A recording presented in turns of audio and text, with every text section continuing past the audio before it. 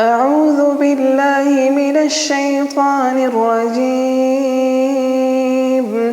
بسم الله الرحمن الرحيم. إن الله عالم غيب السماوات والأرض إنه عليم بذات الصدور.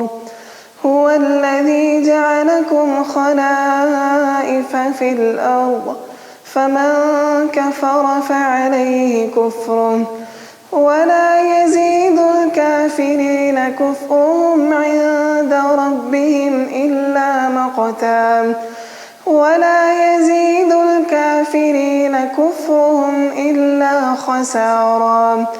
قل أرأيتم شركاءكم الذين تدعون من دون الله أروني ماذا